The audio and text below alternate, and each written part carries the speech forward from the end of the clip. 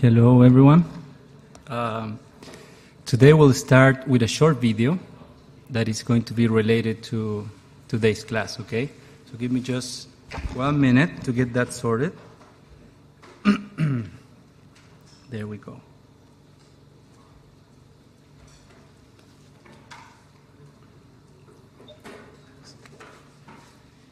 Okay.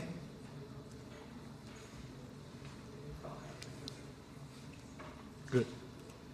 So, today's lecture we will continue with the basic solo mode. We'll finish the basic solo mode, but also start with the augmented solo mode, where we extend the mode and think about augmenting labor productivity.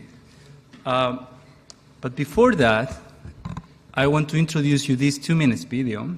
So at the end of the lecture, we think about this issue in the video through the lens of these models that we study, okay? This is about robots. For you to have an idea, you might think about robots as a type of capital stock, maybe a very special one.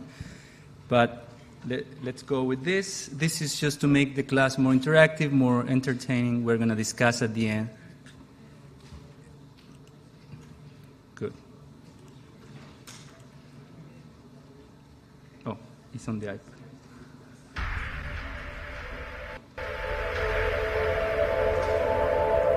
The times, they are a-changing.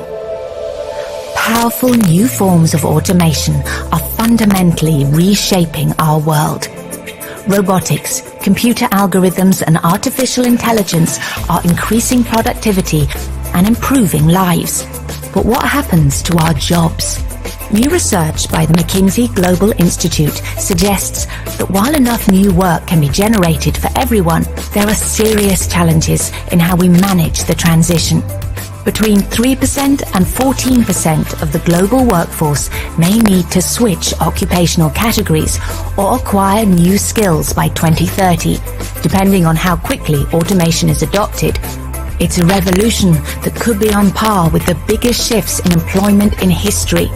First out of agriculture, and more recently out of manufacturing. But just as in those earlier revolutions, it's not just that some jobs are lost, but that even more jobs change. In emerging economies, middle-wage jobs such as office support workers and customer service staff could grow, while in advanced economies, middle-wage jobs may decline. In advanced economies, jobs like healthcare providers and technology professionals may be in demand, but these occupations will require more education, social skills, creativity, and high-level cognitive abilities. To ensure that displaced workers are re-employed quickly, leaders must act now. To ensure robust demand growth, innovation, and economic dynamism. To upgrade workforce skills, especially retraining mid-career workers. To improve labor mobility, and to modernize transition and income support. History shows that technological change can benefit us all by investing in the workforce and adapting policies, institutions, and business models to the new era. It also teaches us that when the times are a-changing, the time to act is now.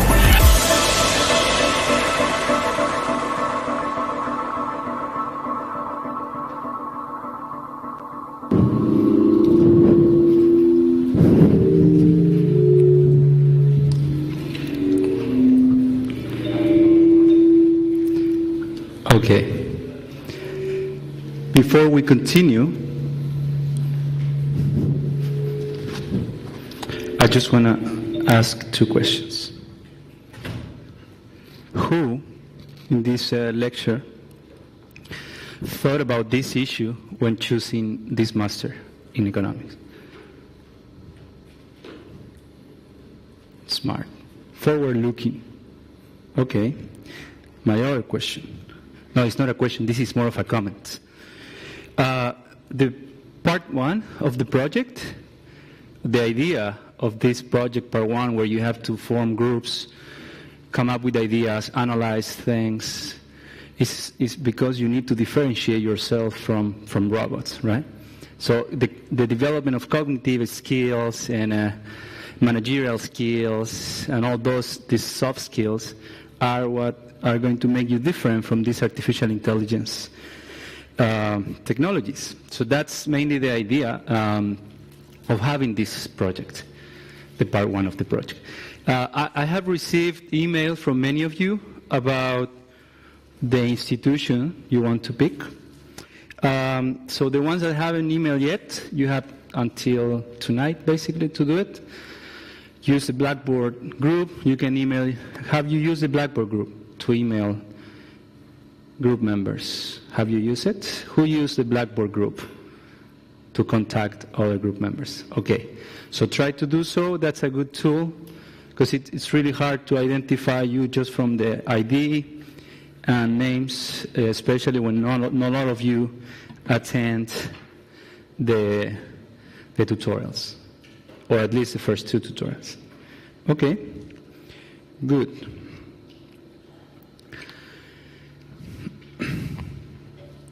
So at the end of the lecture, we will try to think about the robots, the introduction of robots, and how it might affect the way we think about these economic growth models. So at the end, just keep that in mind. If you want, in the break, I can put the video again, or another video if you have any suggestion related to the topic. Okay? So let's now continue. Today the idea is to get through the augmented solo model. But let's first recap. In the last lecture we studied the basic solo model. It was so basic that it didn't even have population growth. It didn't even have technological progress thought as just that term, big A, growing over time. It was just capital accumulation, the dynamic force that could have economic implications in the short run. So we studied the transitional dynamic equation, that equation over there, that determines how this whole system evolves over time and how it converges to a long-run equilibrium eventually. Is that too loud? Maybe that is too loud. Okay. And the properties of the function f, the production functions, are important. In particular, the diminishing returns assumption is crucial. Why? Because that ensures that the transitional dynamic equation is going to become concave and even flat at some point, and we'll have an equilibrium in the long run. So we discussed something very important that I wanted to emphasize, which is that these models predict conditional convergence. They don't predict that poor countries will catch up rich countries necessarily, but it predicts that poor countries that are similar in structural characteristics to rich countries will converge eventually. So if a new country arises and this country has political stability, has a saving rate on patients or great conditions that allow a saving rate that is similar to another country that is developed, and that new country, even though it's just starting and is poor, will eventually converge to the GDP per capita of the rich country as long as it has similar characteristics. That is the prediction, the conditional convergence. Okay, so today we'll finish that model and start working on the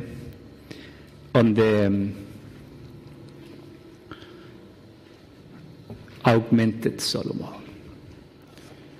Let me recap here. So here we can actually come back to lecture 2, what we covered last class, which was last week, just to check and recap where we ended up.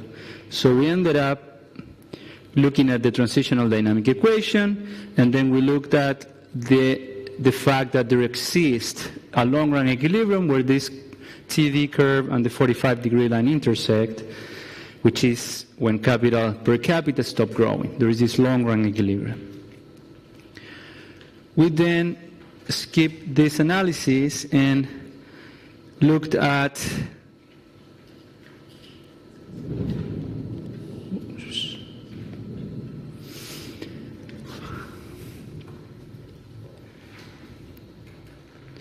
and then we looked up the long run.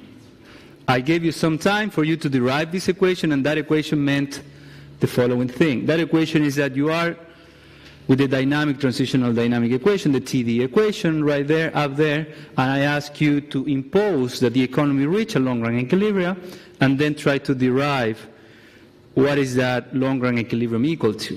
So once you work that math, that in tutorial you will do it once or twice in the following weeks, you find that the long-run capital per capita, which is this little k star, in the long run is that formula out there.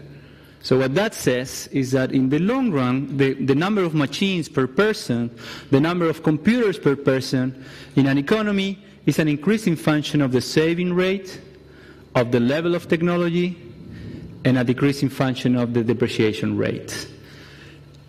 Right? So what you can easily see there, that as long as the exponent is positive, which is the case because alpha is just a share, is the share of capital in production, which is larger than 0 because there is capital, but it's smaller than 1 because capital is not just the only factor, there's only labor. Given that that is the case, then the exponent is positive.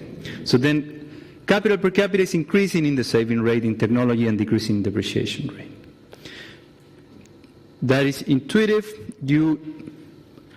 The saving rate essentially dominates and drives investment. You save more, you buy more capital goods, more computers as a household, and then you rent it to the firm, which makes capital to grow and grow over time and reach a larger long-run equilibrium.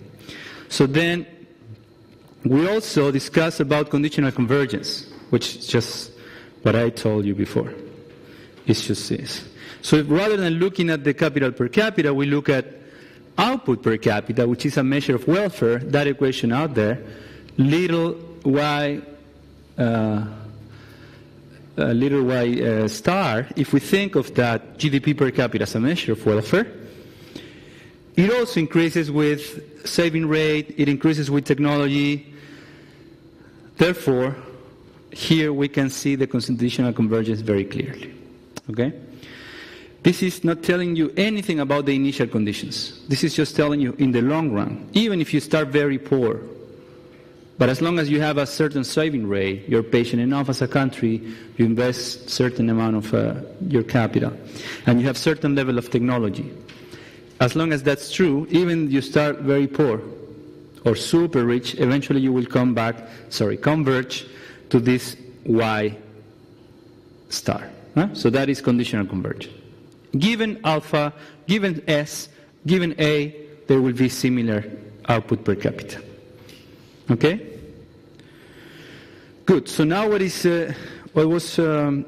missing, and we will pick up on that today, is analyzing what happens to the model when there are some shocks to the saving rate or the level of productivity, for example. So this is already lecture 3. We are here in lecture 3 again.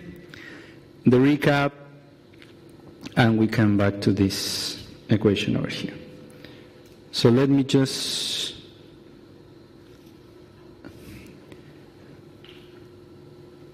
interesting. Let me just do this. Import, add page below. Square paper. Yeah, so I will do it from scratch.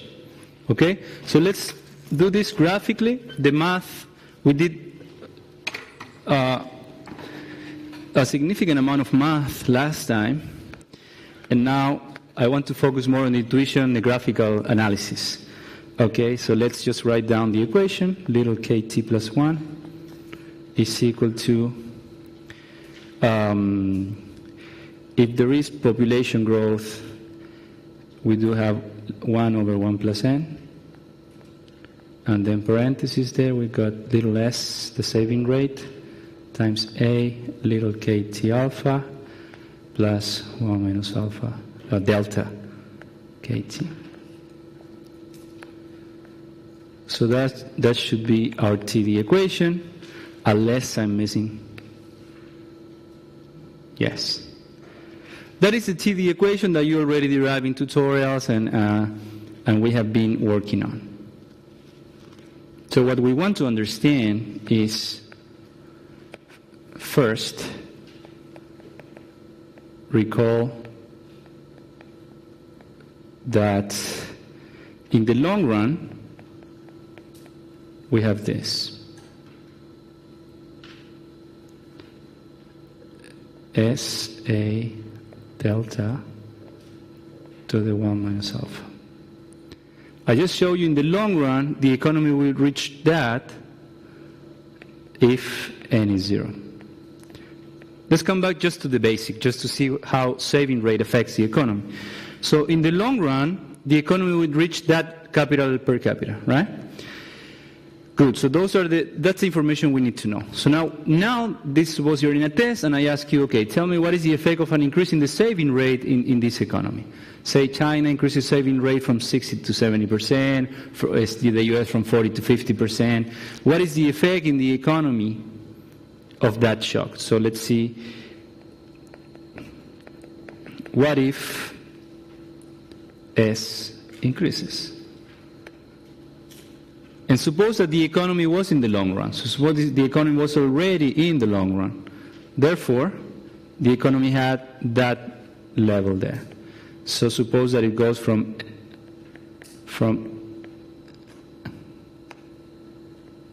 S to S prime, where S prime is larger than S. That is telling you that now S is S prime, where it's higher. So now there is an increase in the saving rate, S prime.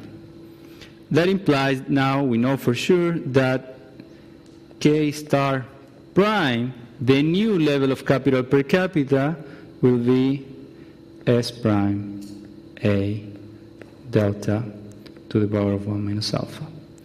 That is higher than the one above, because S is now higher.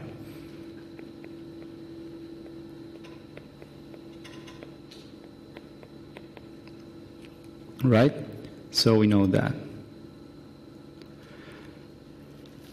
We know that in the long run this increases, but what happens in the transition and how all this works out? Okay?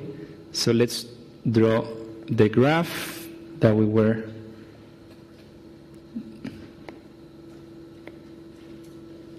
using before, where we have here little kt, and here we have little kt plus 1. Okay, so the two equations, the two curves that describe that equilibrium graphically are the 45-degree line, and that 45-degree line at every point just has little kt plus 1 equals little kt, right? It's just the same.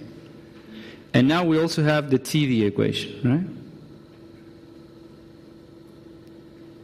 The TD, the transitional dynamics equation above. And the economy was there in little k star. So now there is a shock to the saving rate, and what happens to the TD curve when there is a shock to the saving rate?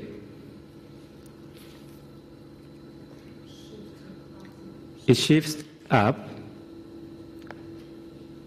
It shifts up. Why? Because if you come here and you look at the TD equation over here, if you look at that equation there, you got that the right-hand side is increasing in S. There is S over here, right?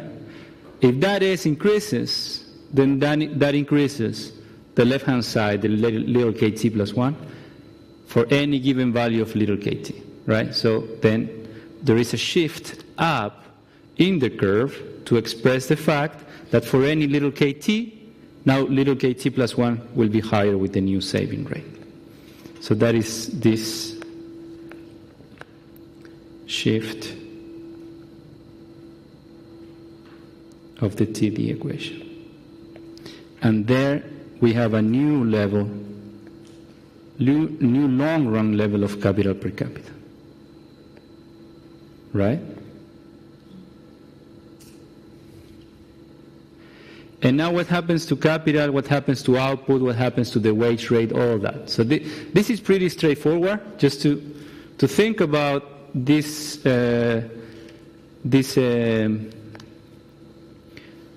model. And I'm now going to draw this. And this is going to be time. Okay? So we start here.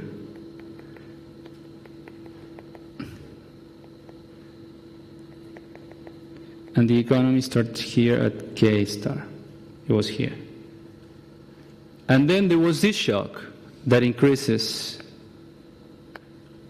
capital to long run prime. Right? So the new level of capital per capita in the long run is over here.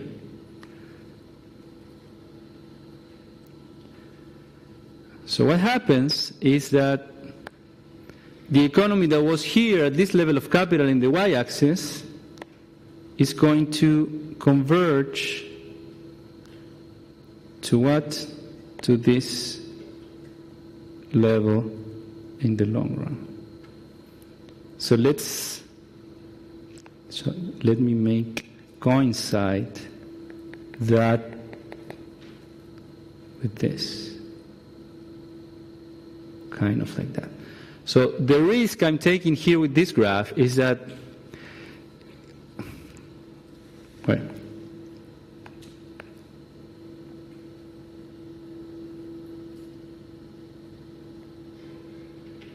yeah.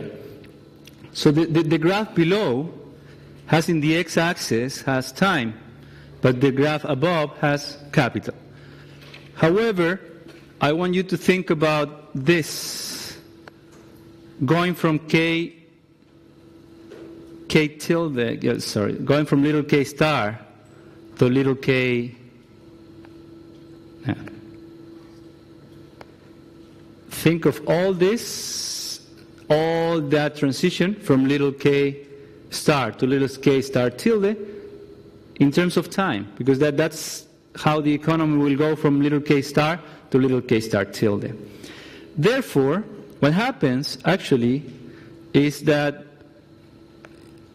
the economy will be here today, and tomorrow, with the new TD equation, the economy will have this level of capital per capita. Little k star 1, which gives you this level of capital at the next period, little k star 1, and then eventually you get to the new level, over here, that is little k star prime.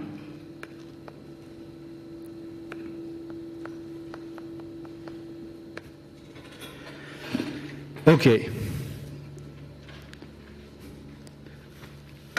Does it make sense to you guys?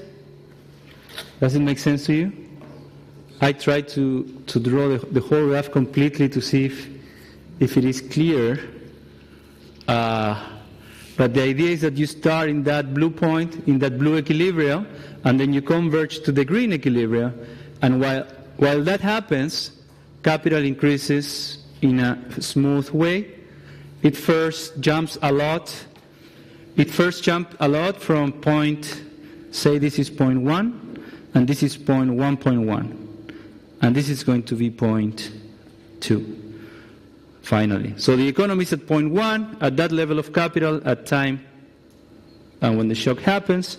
But in 0.1, the economy increased capital accumulation to little k star 1, and then eventually it reaches, maybe in 1, 2, 3, or 4, 5 more periods, it reaches the new level of capital per capita that is in this equation. Okay? So this is the basics in the Solow model from a dynamic perspective. So we're looking at the dynamics here in this equation. This is just exactly the same as here. Okay? Now, Now that we know the evolution of capital, we can think about the evolution of the other variables. We can think of this. And again, I want to try this. And why? Because here I'm going to do this. And now we do have the same. This is time, time, time. This is little k, this is little y, and this is little c. What do we know? We know that little y is just a little k to the alpha, and we know that little c is just y minus s times y. Given that we know those formulas, then suppose we're at time 0. At time 0, the economy was in the long run equilibrium. The economy was here, and here, and here. No.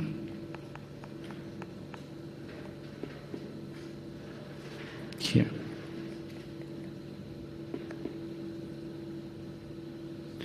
Suppose that at time 0, now we have this shock. There is an increase in the saving rate.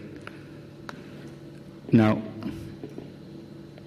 at time 0, at time t0, S increases to S prime, where S prime is larger than S. So there is this increase in the saving rate. We already drew the evolution of capital, and we know that capital goes smoothly from here to a new level of. And that new level is little k star prime. What will happen with output? Little y. Little y is just a function of little k, and we can see that over here. Right? So whatever happens to little k is going to happen to little y. Therefore, it's pretty similar. And it's going to be kind of like that. And then it reaches the new level over here. But then what happens to consumption? At time 0, what happens to consumption? Drops. At time 0, consumption drops because C, consumption is 1 minus S times Y. So if little s increases, then little c decreases on impact. Right here. Say, and this is important that you acknowledge and do on impact, right? It goes all the way down there at time 0. And then what happens? Start to decrease or increase? Why? Because it depends on Y and in capital, right? So households, now the household will be able to consume more. Why? Because the economy is producing more. Households are investing more, while in the short run are not consuming as much. There is this trade-off, intertemporal trade-off, that in the long run there will be more consumption because of the higher investment today. So that's this trade-off of intertemporal consumption. A decrease today due to higher investment, but an increase tomorrow. However, is it the new long-run equilibrium in consumption higher or smaller than today's long-run equilibrium?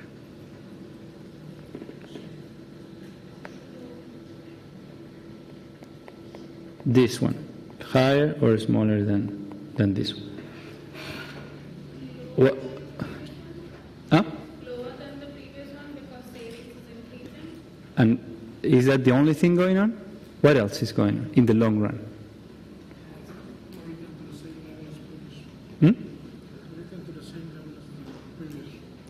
Why the same?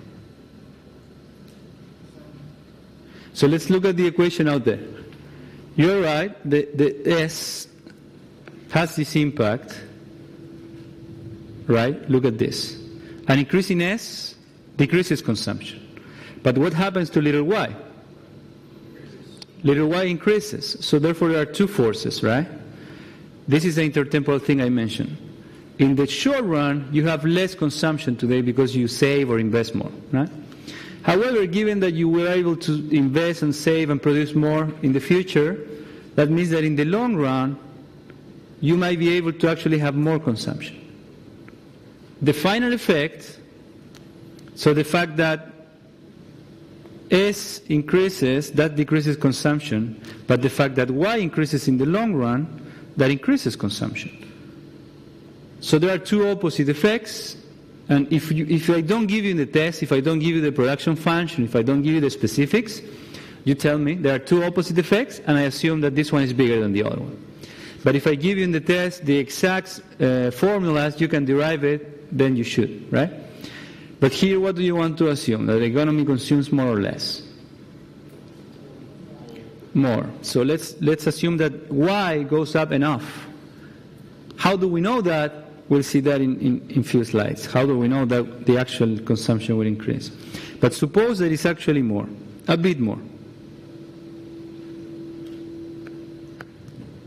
So it goes down right away, and then it goes to a higher level then.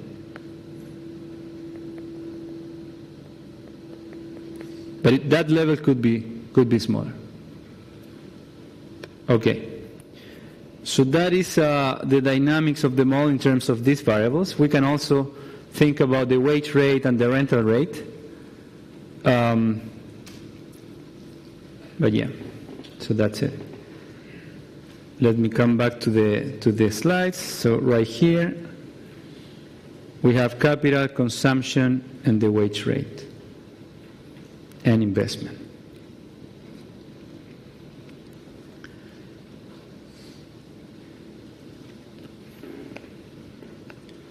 The evolution of investment is interesting also. It is straightforward. Investment is just that. Investment is a fraction of output, fraction S. Therefore, if the fraction S increases right away today, then investment also increases right away, and it jumps straight away, and then it converges as Y changes smoothly. Okay?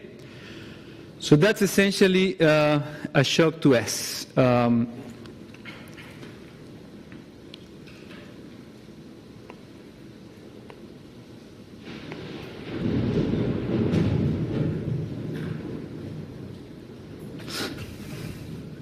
want to go?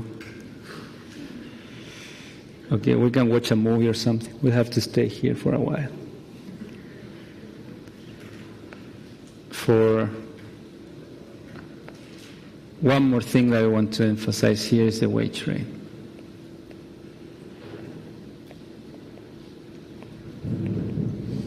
What happens to the wage rate and why? What is the wage rate in this economy? How is the wage defined here? Do you remember what we discussed last time? Marginal productivity of labor, right? So, the marginal productivity of labor is a delta F, delta K. Or, in other words, similar, delta little f of little k, delta little k.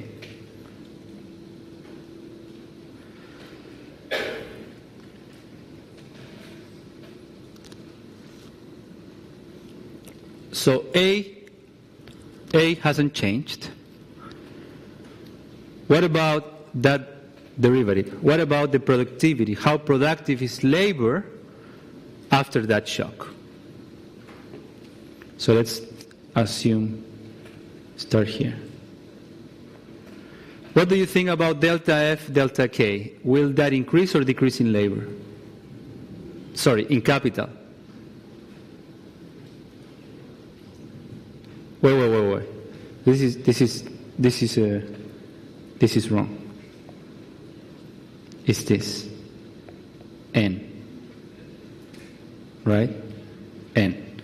It's the derivative of production with respect to labor. It's the marginal productivity of labor, the additional.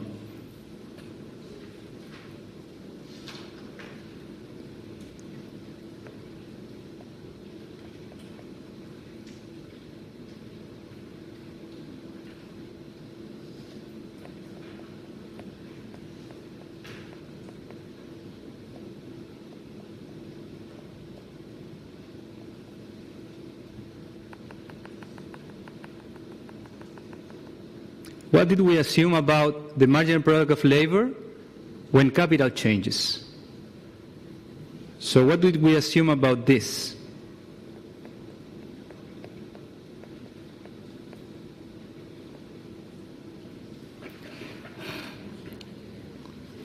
Is positive or negative?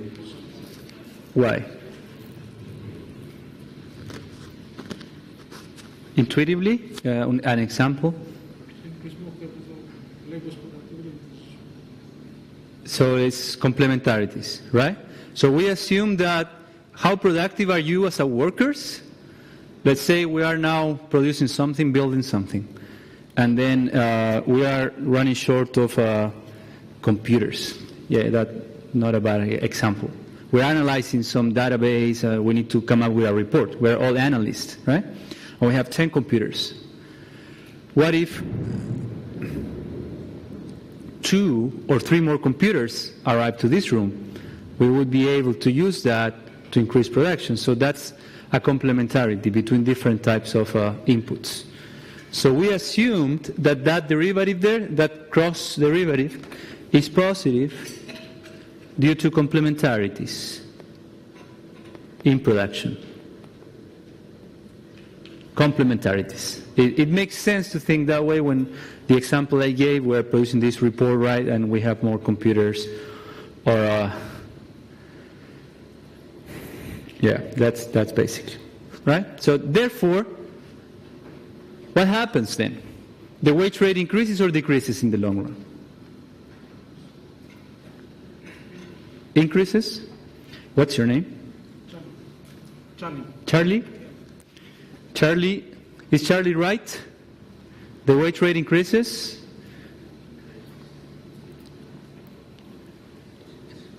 Does it? Does the wage increases or decreases? Increases? Increases because of complementarities, right? We know that back there, up there in the long run, there is the fact that little k star increases is telling us that there's going to be more computers per capita in this economy. It's going to be more computers per person or per capita. And that implies that the labor productivity in this example of we writing a report also increases. So we do have an increase in the wage rate in the long run. So we were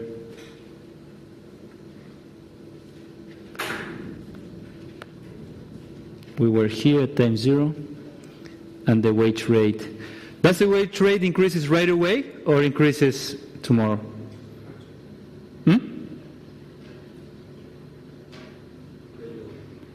Right away? Gradually, yeah, gradually.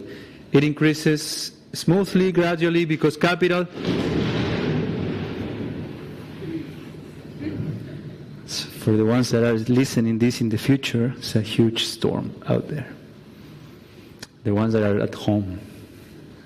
That's why everyone is scared here. What's your name? Shihan. She?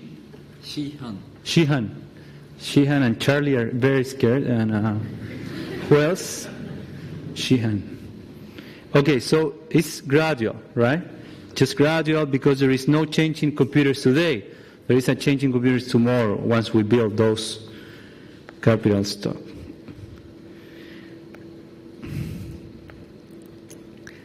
Okay, so this is going to be something like that.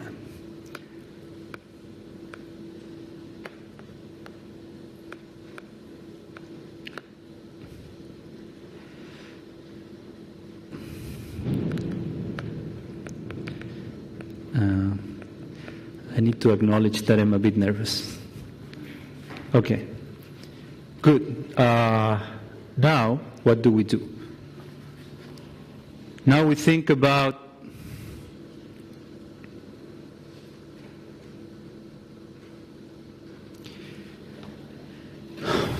let's skip this.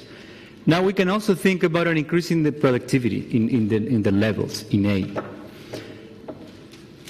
If we look at the TD equation out there, it's the same logic. An increase in A will also increase the right-hand side of the equation, therefore the left-hand side increases, right? But now let's look at the evolution of some of the variables to see what is the main difference with respect to other.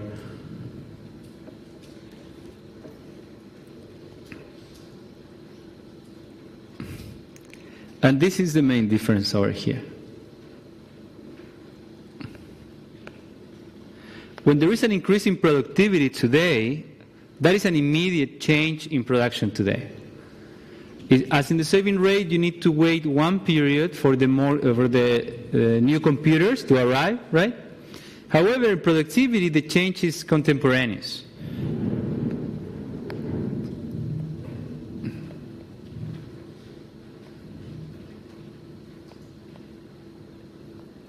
Right there. So that's the production function in per capita terms.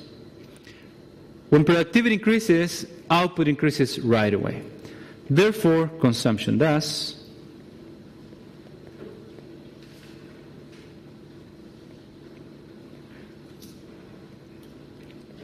And investment does. Right? That's what you see this jump, contemporaneous jump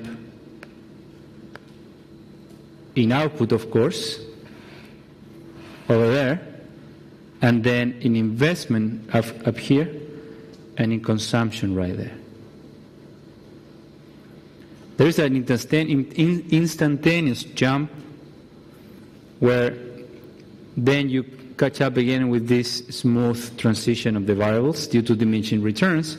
But there is this jump right away in this variable because this is a shock that is instantaneous. I just came up with a good example.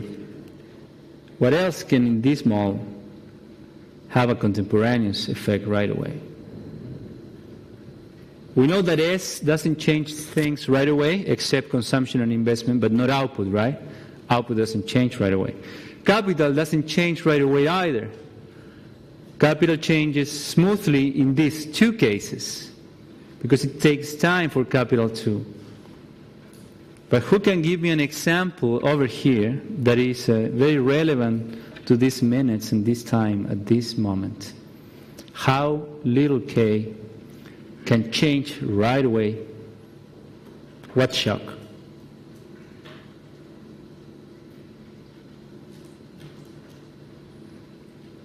What if this storm gets really bad? What happens with these computers, these chairs, even with us? Suppose we survive. What happens with the computers? Capital, right away. So a natural disaster or storm or something can actually reduce, or an earthquake can reduce capital right away. So in Japan, there are a lot of studies that study the Japanese earthquake and what happened there. So natural disasters or things like that, or illness that can change the labor or population. But then things that can change capital right away can be like that, like a natural disaster. Not today, of course. This is just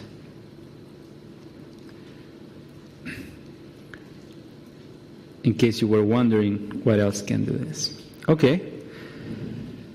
So this, my intention here was to play around with an Excel and show you how the evolution of all this look like in Excel by putting some numbers and putting some assumptions and look at how this looks in the. So What if we do this? So let's take a break. During the break, I will create the Excel.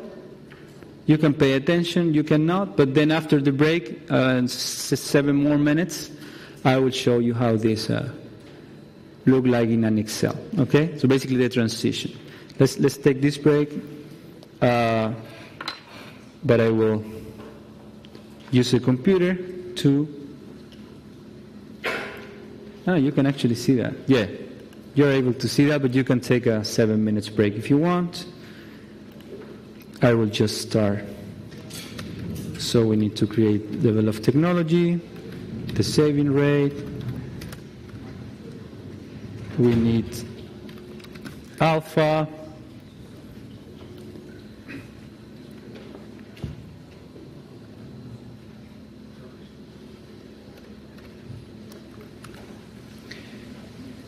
We need K star.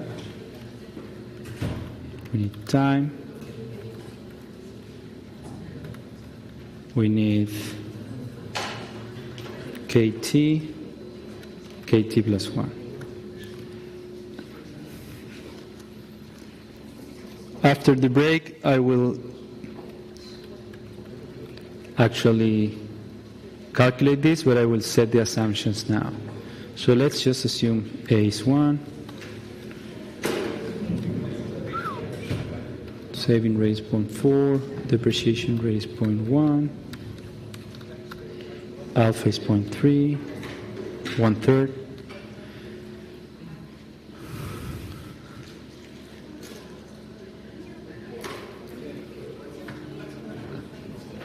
So we basically have all the information there.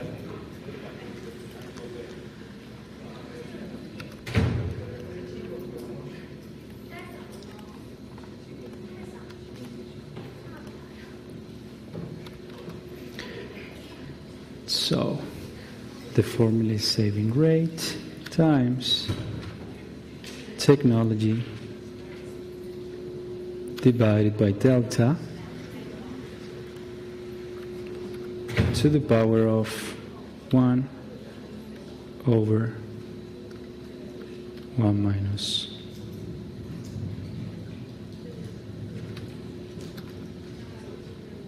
alpha. Where did that come from?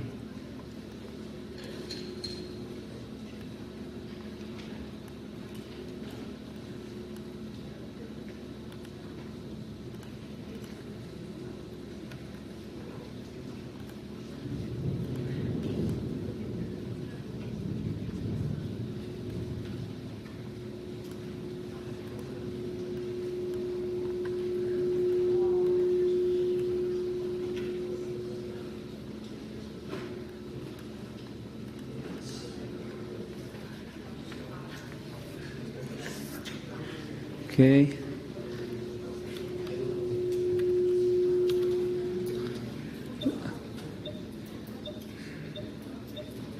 So we need an initial level of capital, say K0 equals 1 as well.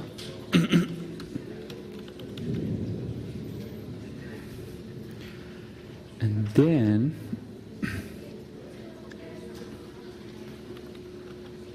we need a K1.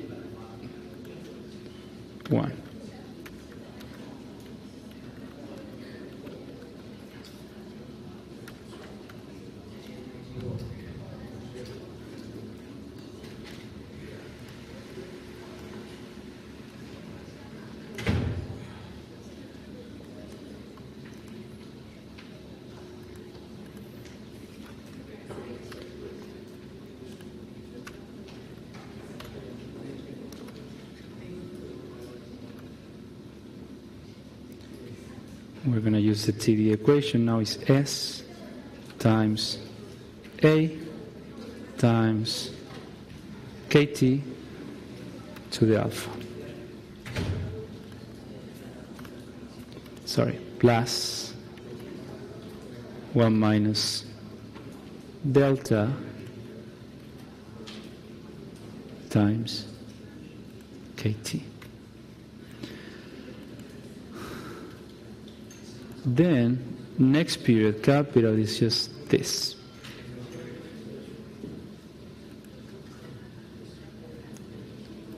And then if I do this, it should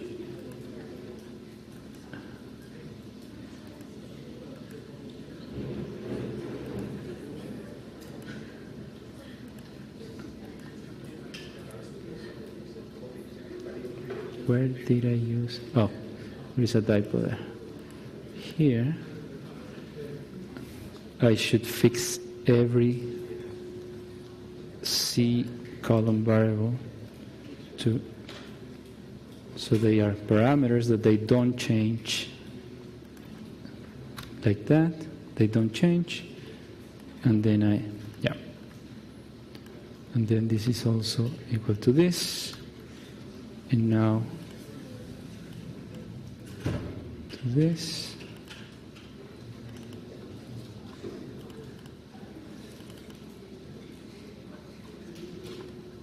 Interesting.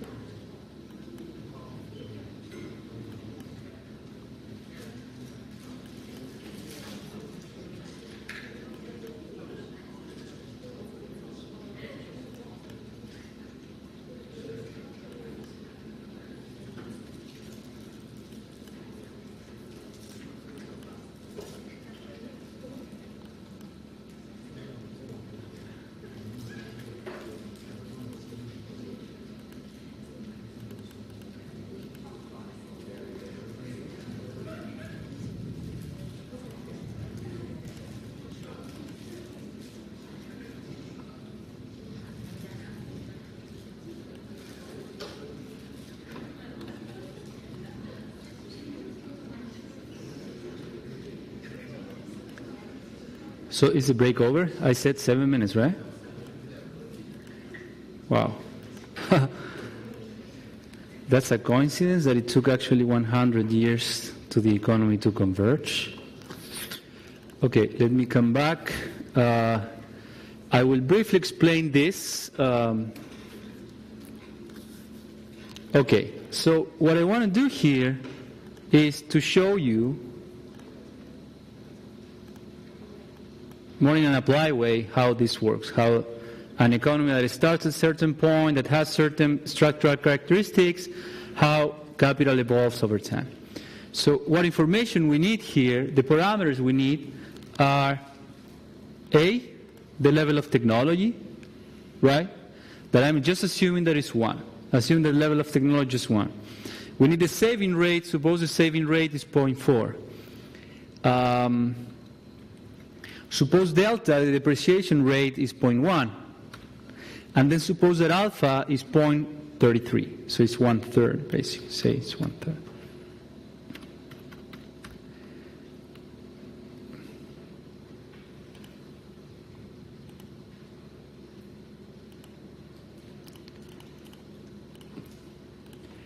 Okay. And then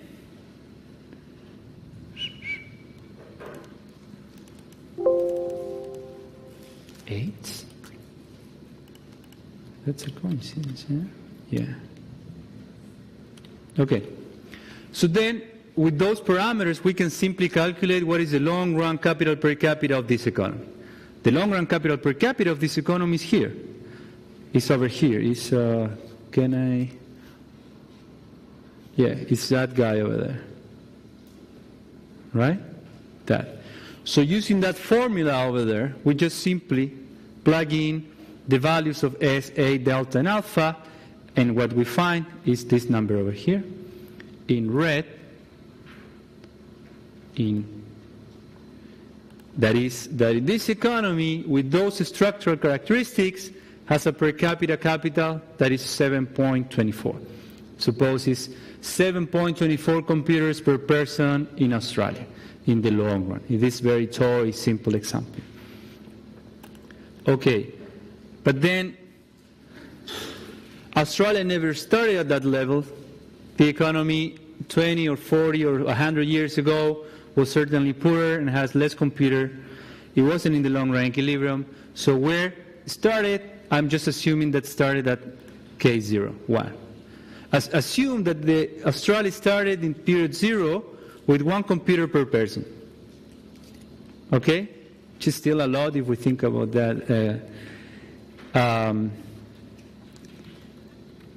But again, it's just an example. So, therefore, by assumption at time 0, KT, which is today's capital, is just 1. But what is KT plus 1 over here in, say, red, green? Right? That, how do we obtain that? Where is that coming from? Where? The TD equation, right? The transitional dynamics equation. So we just, and you can see the formula up there. What is this? It's just this formula over here in green that I just highlighted there. So you got S, which is C3, S, here in blue, times A, which we assume is just 1 here, times KT to the alpha. KT here is 1. We assume that the initial level is 1. So you need an initial level of capital. To the power of alpha, here, to the power of alpha, plus this part here, 1 minus delta KT, 1 minus delta KT. Okay? Good. So I will just erase all that. Now, what is the level of capital at period 1 when you're thinking in the present? Is what last period you predicted was going to be capital tomorrow, right? T plus 1 last year is T today.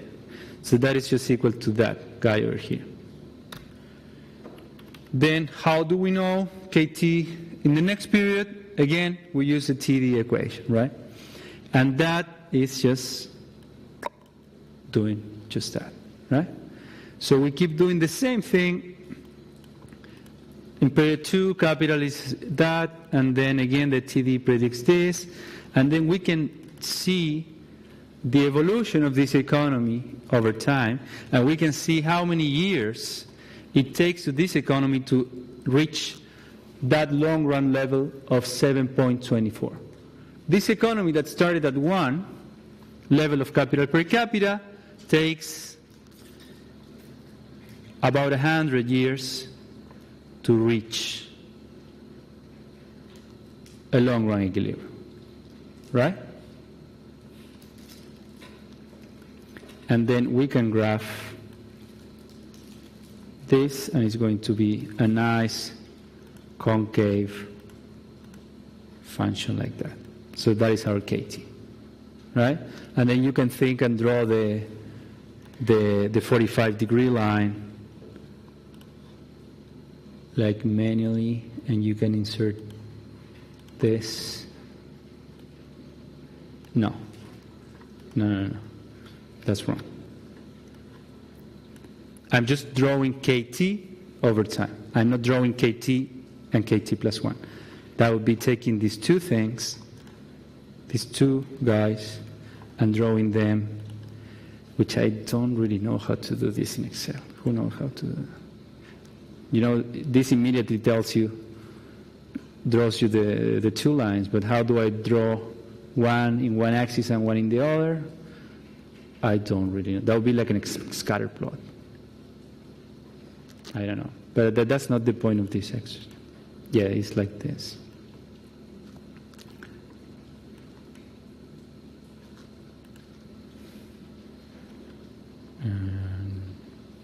Anyways. Okay. Good. So in practical terms, you can see that this economy started from a low level of capital per capita, and then it converges. And then we can think of how changes in the saving rate, how changes in technology are going to change that level. And that is simply changing the parameters over here. Right? So we can do the experiment that we did before, which is what happens with an increase in the saving rate like that. and the curve is going to change in a way. New capital per capita increases from 7.24 to 8.57 in the long run. And the transition is, it changes dynamically like that. It's just a shift up, shift down, shifts up. Okay? Good. So that's just what I wanted to show you in a more applied way how this works. Okay? So now, right here. So now we can also think about how the model is able to predict what happens to some economies or happen to some economies in the real world. And here, rather than looking at the evolution of little k, this is the evolution of little y. Okay? But for actual countries. These are actual countries. So how can the US and Australia achieve the higher level of GDP per capita out there? We know from what we just studied that it could be an increase in saving rates over time, but also could be increases in productivity, basically. So we come back to the basics equation over here, and increases in the saving rate or increases in the level of productivity make that the economy converges to a higher level of GDP per capita. And what do we see in the data for these countries?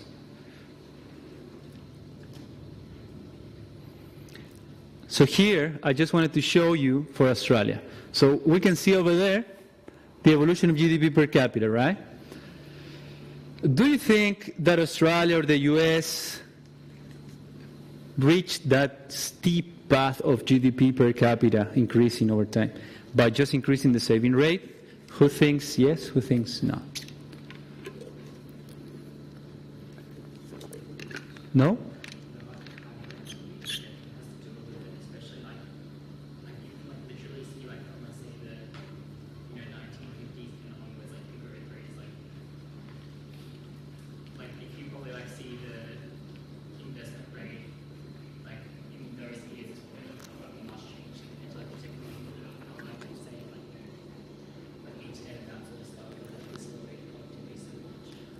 Yes, so that's what I wanted to show you here in these graphs. So, one thing, can you permanently increase the saving rate? No, right? The saving rate has bounds, of course. Is it increasing the saving rate optimally? Always? Is it optimal to increase the saving rate always? Not, because we saw that the effect on consumption can be an increase or a decrease in the long run. And consumption is a better way of welfare potential in this model because it's how happy you are, how much you can consume. So by increasing the saving rate, you on the one hand decrease today's consumption and increase tomorrow potentially, but that trade-off is not necessarily always good. So you can actually decrease long-run consumption by increasing today investment. But this is the evolution of total factor productivity in Australia. This is a proxy of that big A over there. And we can see an upward trend very clear for the Australian economy. What about the saving rate? This is not exactly the saving rate, but it's closer to what we are thinking here, which is investment, right? So investment,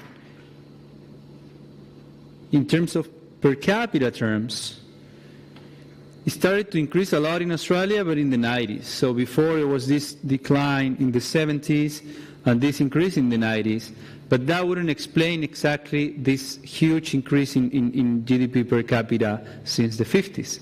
So for Australia, it seems very reasonable to think that increases in technology have made possible this increase over here. And remember, that A, that total factor productivity that we call technology, is not necessarily technology. It's a residual. It's whatever is not explained by increasing labor and whatever is not explained by decreasing capital. So it could be technology, but it could also be a reduction in bureaucracy, a reduction in credit friction, so easy or more financial stability, a bunch of things that affect the way businesses produce for a given level of inputs. So it's quite general. But that measure captures all that. Okay, we can think about this other case for Singapore, Venezuela in a similar way, but I'm going to skip that. Okay, this is what I was mentioning before. Consumption, which is arguably a good measure of welfare here as well, so while output per capita is what we have been thinking about, because in the data is something that people used to think about welfare, in this model, consumption is actually probably a better way, because it's what you consume what makes you happy, right? So how many meals, how many times you go to the restaurant, or what you actually consume, what actually makes you happy. So it turns out that consumption here is a hump-shaped function of saving rate.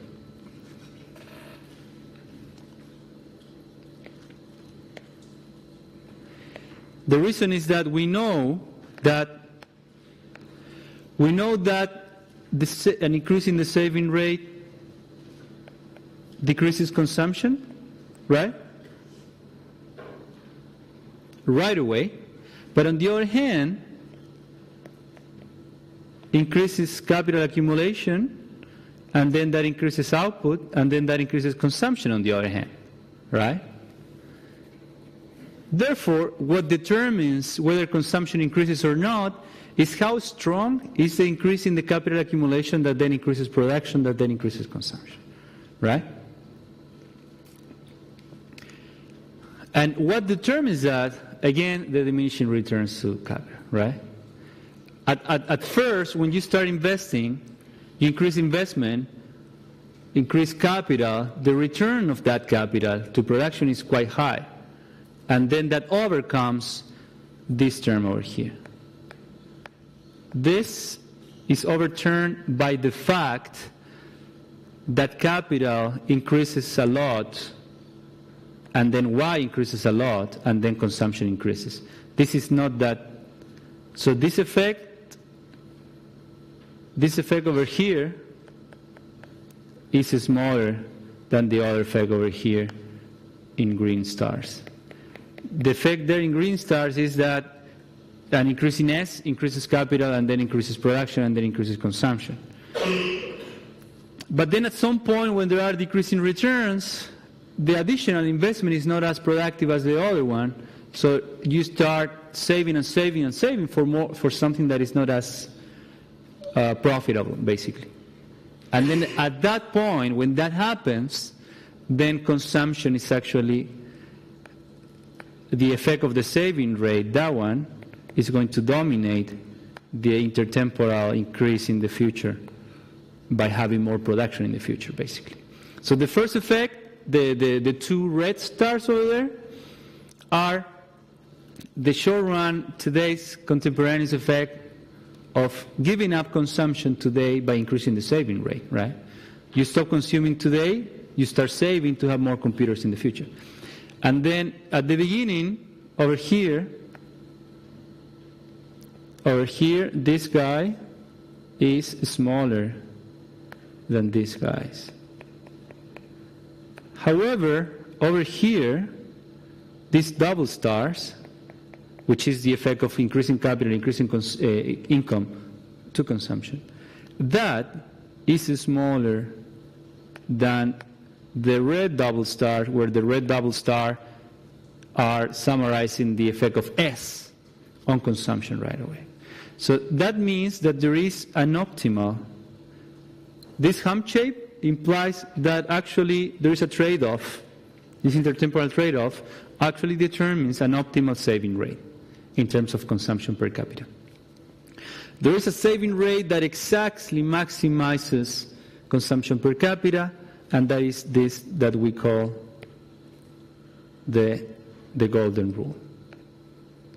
The saving rate of the golden rule. Why golden rule? Because that's that is the optimal saving rate for an economy that wants to maximize the welfare of individuals when you measure welfare by consumption per capita. Okay? Is that clear? Does it make sense that in order to invest or to save, you need to sacrifice today's consumption, right? That is red double star. But then, by saving today, you also have more in the future. And that is the green double star that will allow you to consume more. So, given that we are thinking about C star, then it's actually the case that there is a trade-off. Okay? Good. And this is something that you will... Did you look at this in tutorials today? Yeah. Yeah. Okay, good. So I will skip this. And then...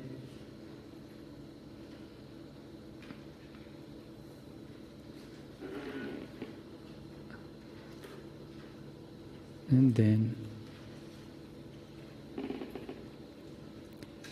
then we're going to come back to the shocks that we were studying before.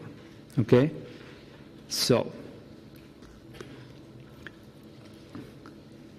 I showed you this experiment with the Excel, then we discussed the golden rule more intuitively, and then also I show you that an increase in productivity would have differential effects on the economy because it has an impact, it has a direct effect on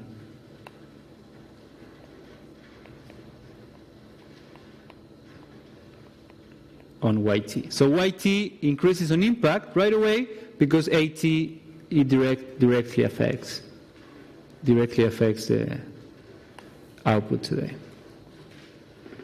Okay. Good. And this is where we were 1 minute before. Yeah, you know what? I think there was a... This is lecture 3.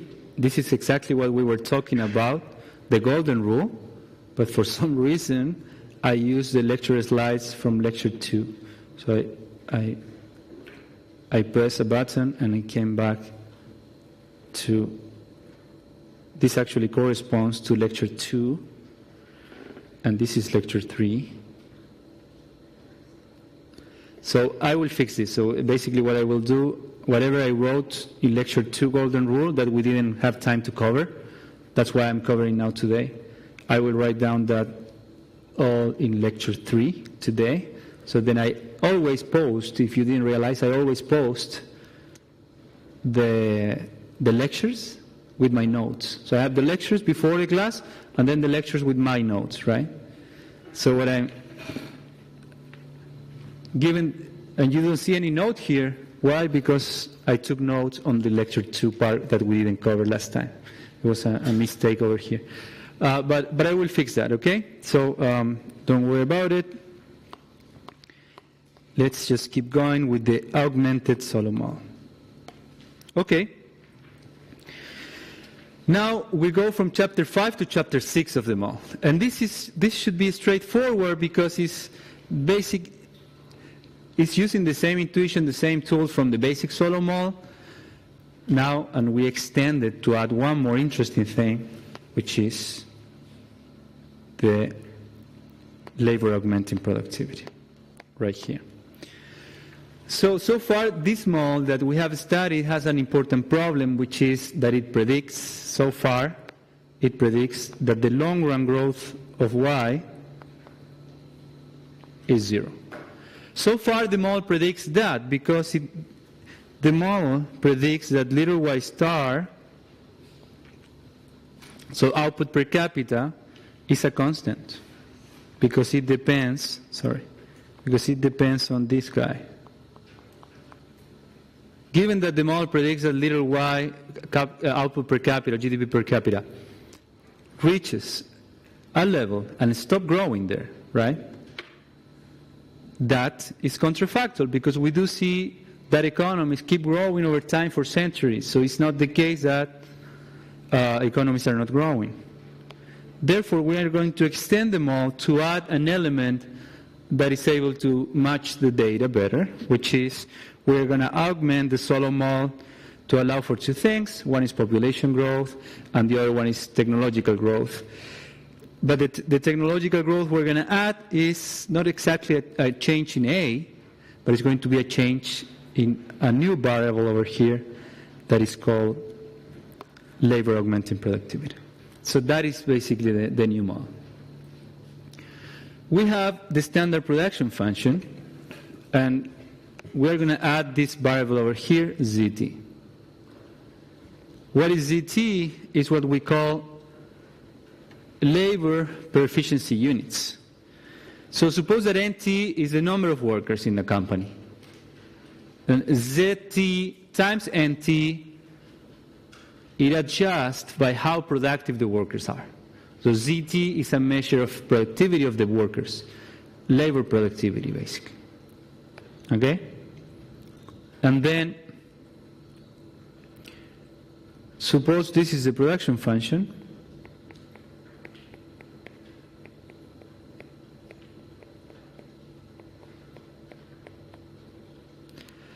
So now we augment the Cobb-Douglas production function, and rather than just having NT, we have ZT NT.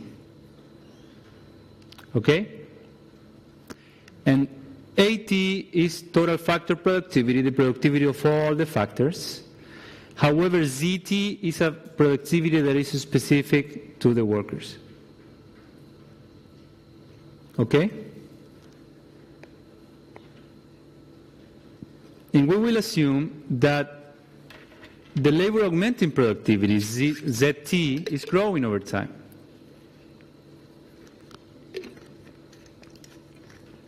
And it's growing at a rate equal to little z. And then we have population growing at the same time at a rate equal to little n. These two things are growing over time. So we will assume that A still can change, the total factor productivity, the level of technology can still change, but it's not changing continuously. What is changing continuously is the productivity of workers. Economists, secretaries, or engineers, they become more productive every year. They acquire knowledge, there are potentially some technologies that augment the productivity of labor only and not the productivity of the machines. And that is what we call, yeah.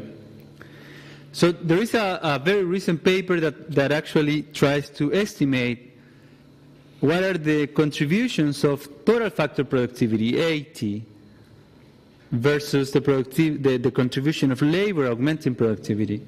What is the contribution of those variables to economic growth? They do it using Spanish firm level data, and they find actually that both are almost equally important. Like changes in ZT, like how productive labor become, it's been important, but also AT, which is how productive the whole set of inputs in a firm become more productive. Both have been growing over time, and both have contributed to economic growth. Okay, but now we will assume that ZT is just growing. This is just a summary of what are the equations that describe the model. There are a small difference with respect to previous slide, which is basically adding the ZT over there. Okay. So, let's come back to the key difference equation of the model, the TD, but this is going to be a TD modified, a modified TD equation. KT plus 1 is equal to investment. So remember, KT plus 1, this is the law of motion of capital. KT plus 1 is equal to investment plus 1 minus delta KT. And investment is just a fraction of total production. Where is this?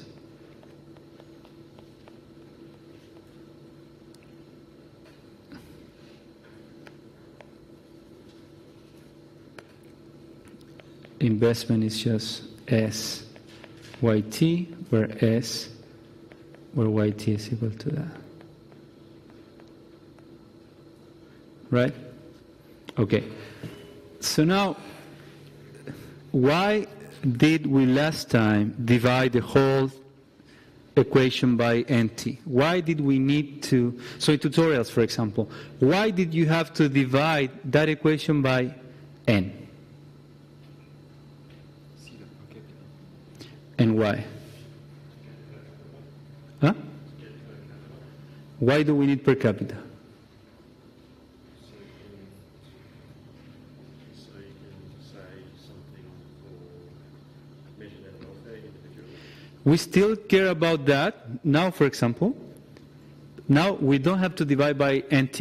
We need to divide by zt nt, even though we still care about what you just said, which is output per capita.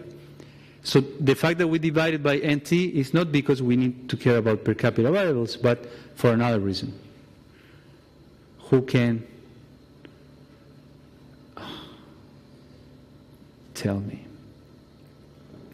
Think about this. After we did that, what did we find? A TD equation, right?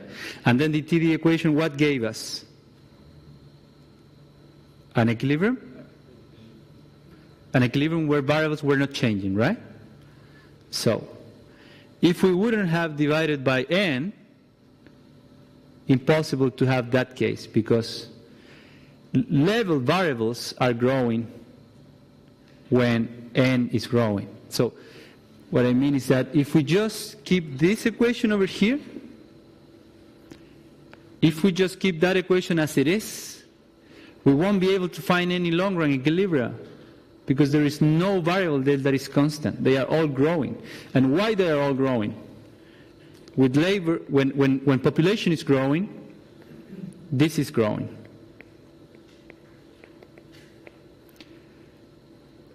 All the time. If that's growing all the time, then yt is growing all the time. Kt is growing all the time.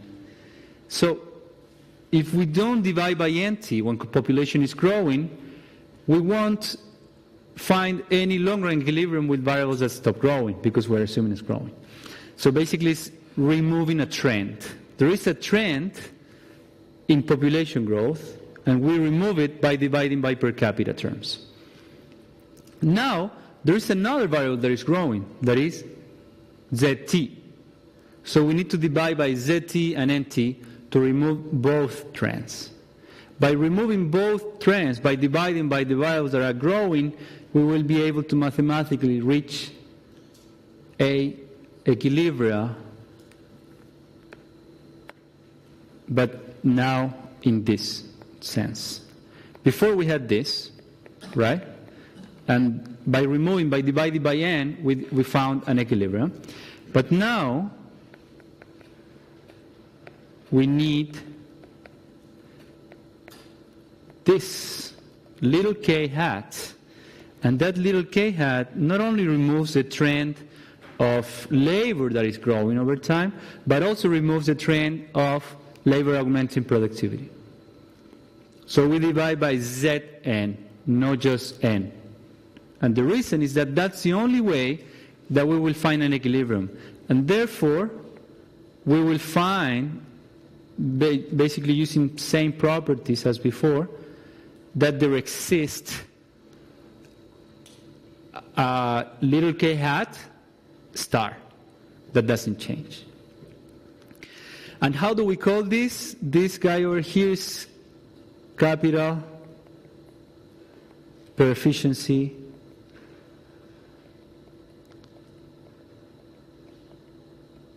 units. It's just capital per efficiency units, okay?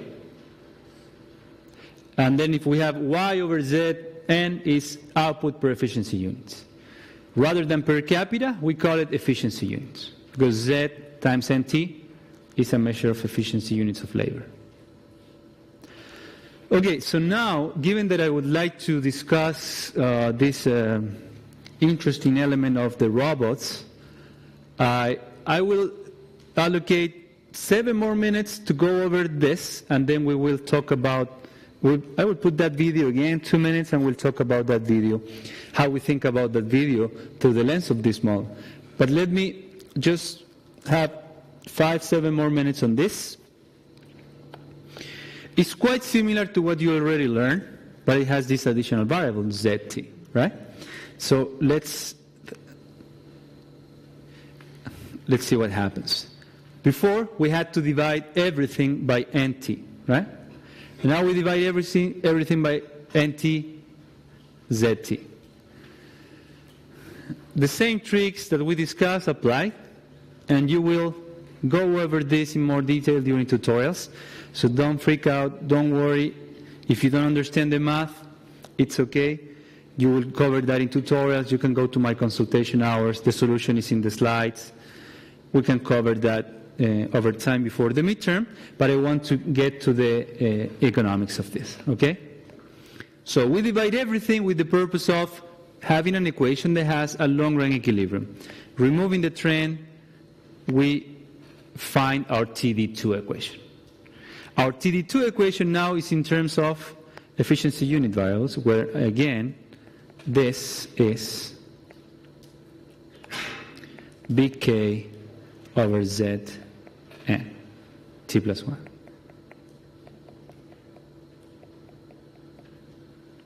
Right? So that is the definition of variable hat. It's just that. It's quite similar to the previous one, but what is new? We have this additional term over here, right? The 1 plus n, you had it in tutorials. The 1 plus z, little z, is coming from the fact that z is also growing now, right? Okay, so now with this TD equation, we can do exactly the same Excel exercise we did, except that everything is going to be in terms of efficiency units. And as you said, what's your name? Jordan? As Jordan said, we care about per capita variables. So once we found the equilibrium per efficiency unit, we need to come back and think about per capita variables, right? And how do we do that? We do that using the fact that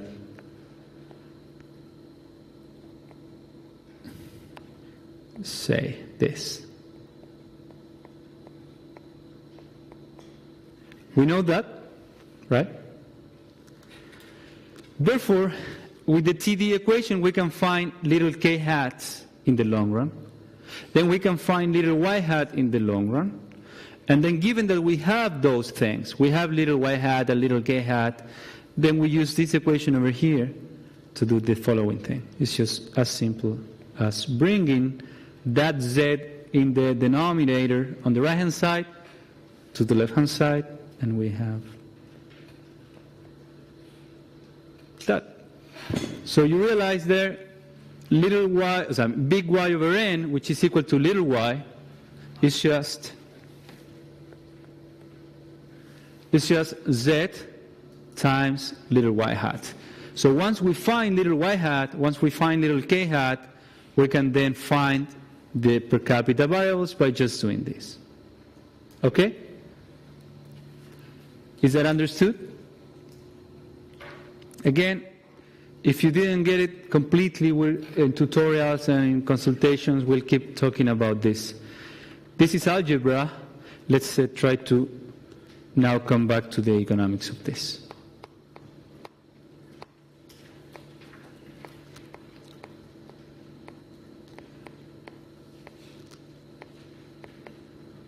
Yeah. Okay, so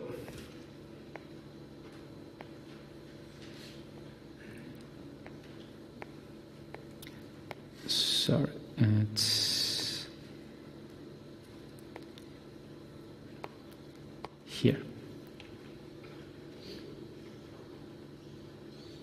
What does this model predict about the long-run growth rate of per capita variables, which are what we care about? So this model will predict that little kt plus 1 in a long-run equilibrium is just this. in terms of hats. So it predicts that things are going to remain constant in terms of per efficiency units. The same for this.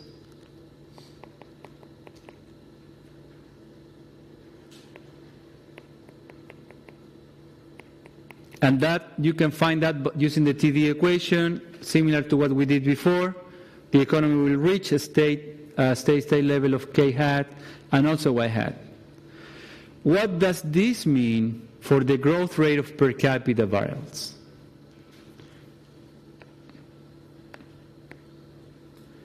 We know from the previous slide this.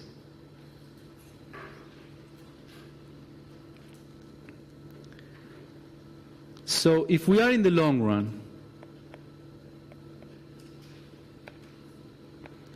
if the economy reached the long run in little y hat star, what is the growth rate of little y, output per capita? It's determined by what? In that equation. Huh? I don't hear. Which variable? Which variable is that?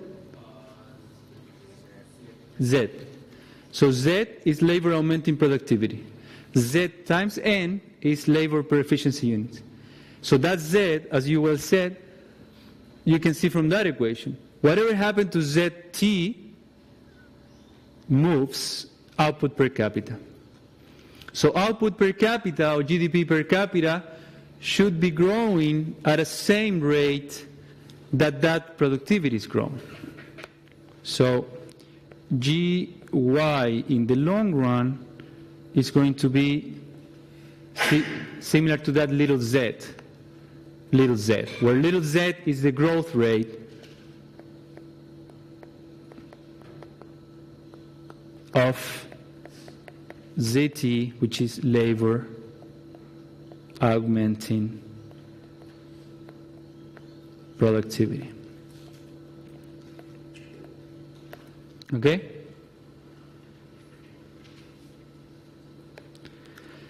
Good. So the only thing we have done is we added this additional variable that says that labor is becoming more and more productive over time, and that productivity Z, it grows at a rate equal to Z, little z.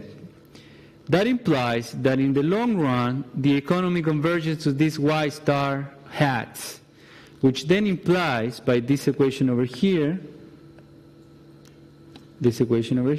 then it implies that output per capita, GDP per capita, should also be growing at a rate similar to that little z.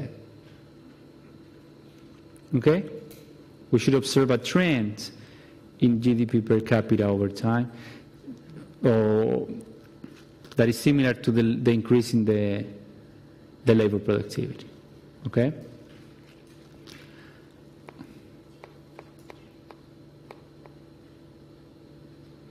So, one important thing before I show you a few graphs and then we go to the discussion is that the wage rate, as we know, is equal to A delta F delta N. Is the productivity of labor, right? And that productivity of labor, when you have a production function like this, is actually equal to this, to A ZT delta F delta Z N.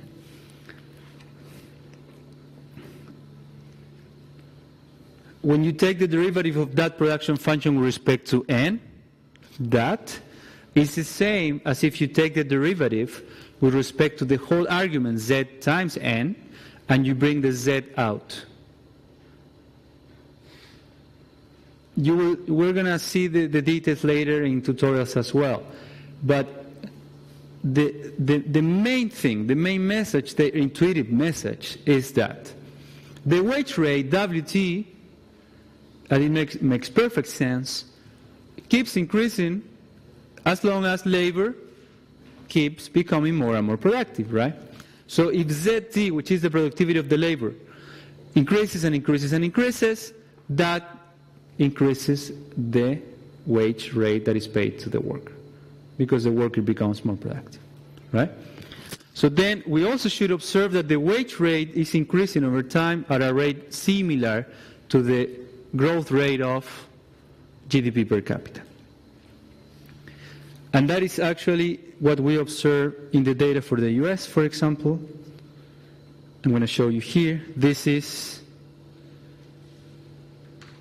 the evolution of GDP per capita, or little y, for the US in the last 60 years.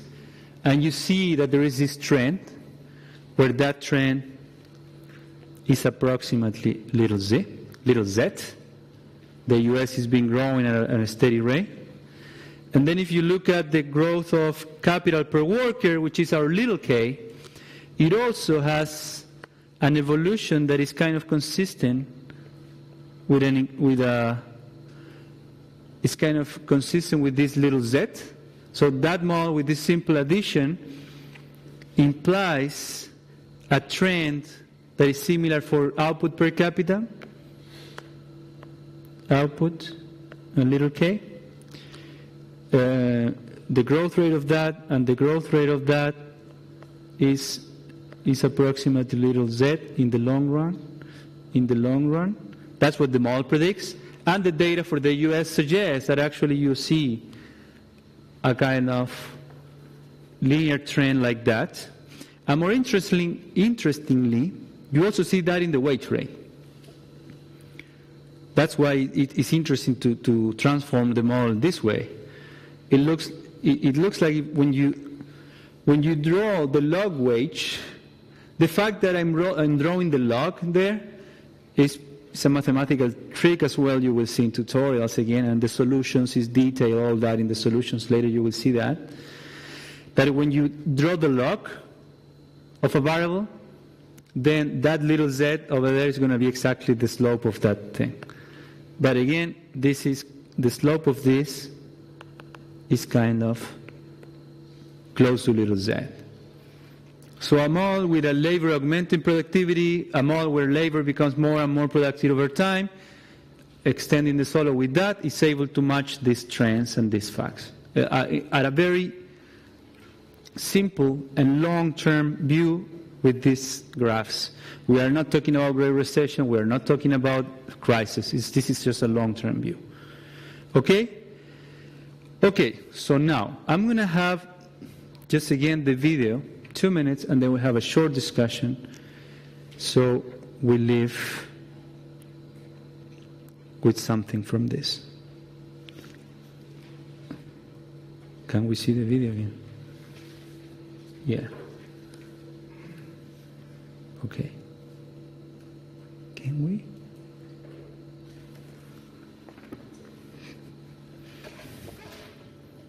Oh, yeah. No, we can.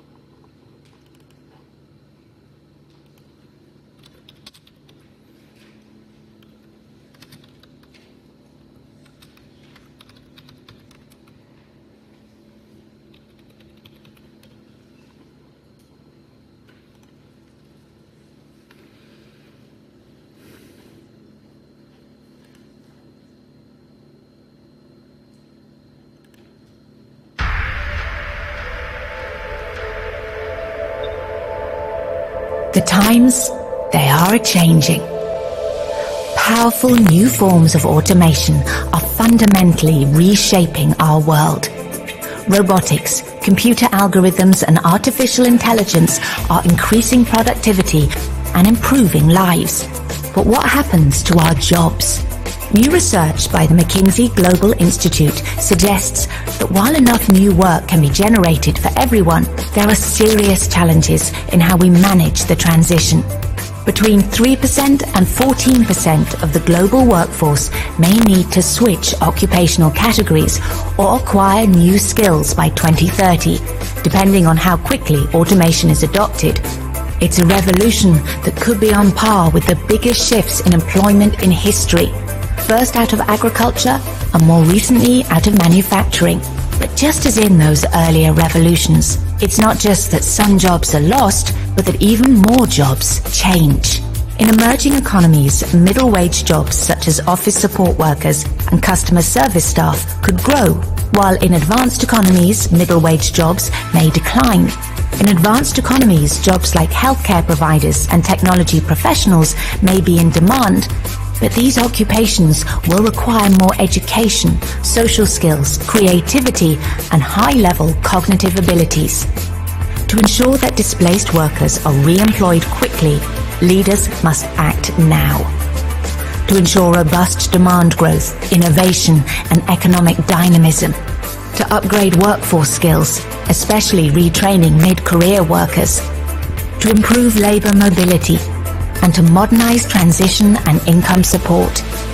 History shows that technological change can benefit us all by investing in the workforce and adapting policies, institutions, and business models to the new era. It also teaches us that when the times are changing, the time to act is now.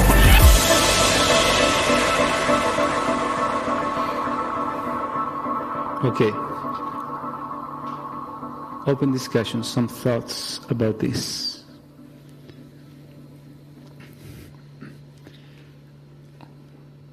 Who has any strong opinion or any comment to add to this? Who wants to start the discussion?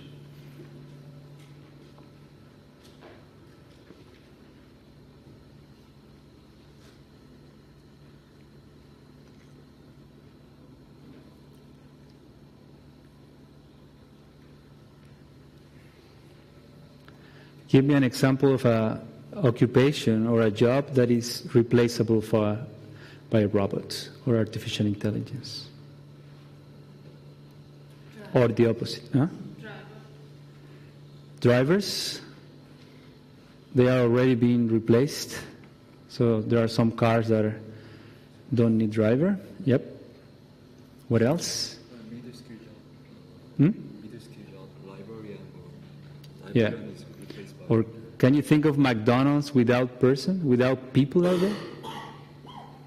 So far you can go to McDonald's and order everything there, right? But given that everything is so automated, you can also think about machines preparing your burger, all that. I don't know. But, okay, what about you guys? You think that your job in the future will be replaceable by robots?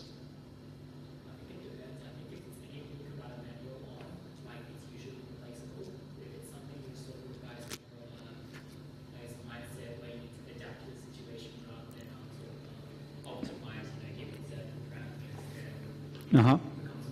More irreplaceable. I would say it's irreplaceable, but the cost of hiring a person might be even be cheaper than hiring like a very state-of-the-art. Okay. Valid. So now think about the project, part 2 that you have to do, right? The data collection and data analysis. Do you think that a robot is going to replace or complement you in that job? Well, with regard to data collection and summarizing, maybe all the way up to building the model, yes, but I'm assuming it would always require a human to interpret the model. Yeah. So that's the point, right? So there are some tasks, I think, that are the jobs that you would potentially have, say, financial analyst or, say, a manager or even an economist or at a World Bank or something.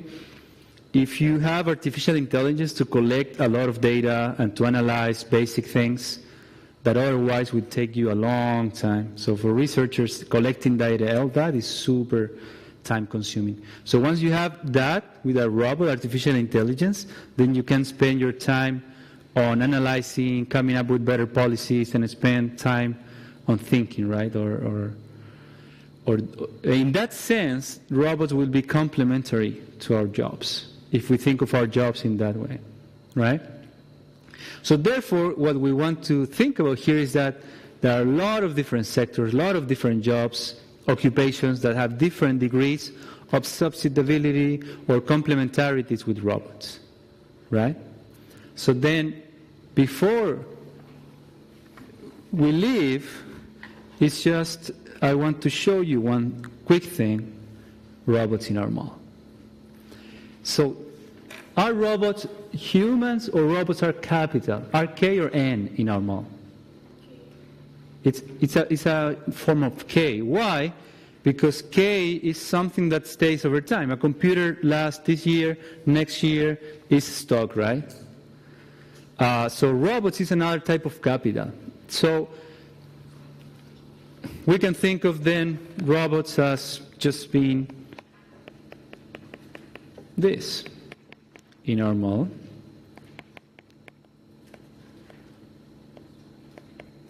And then how do we add those to the production function?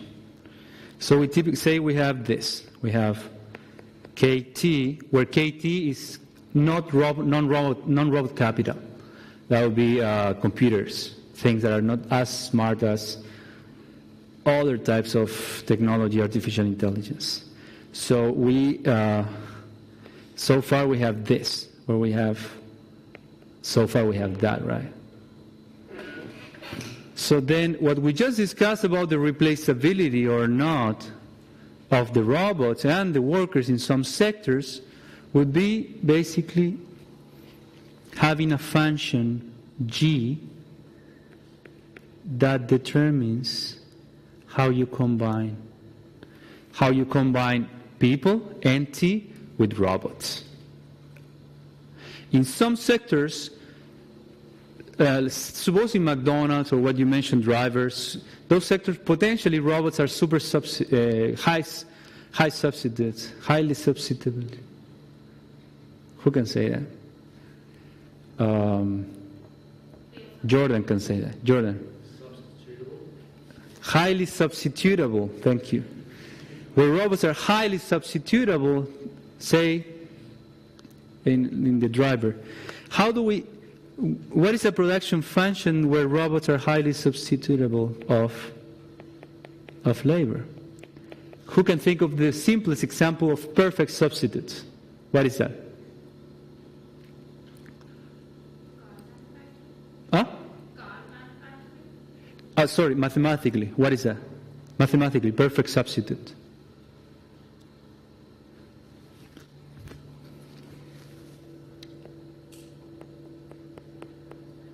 In your micro courses, maybe you will see or you have seen this additive production function. What is that telling you?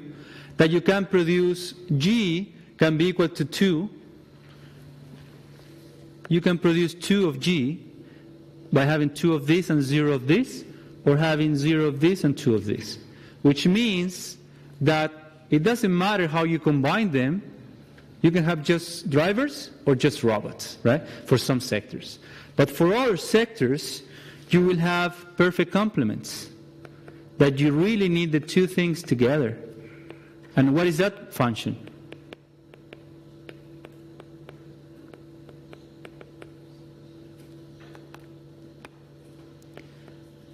Who remembers the production function for perfect complements?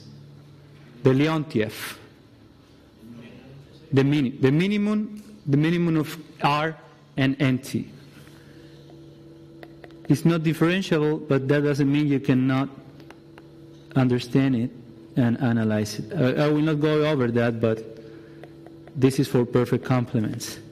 That minimum function needs fixed proportions.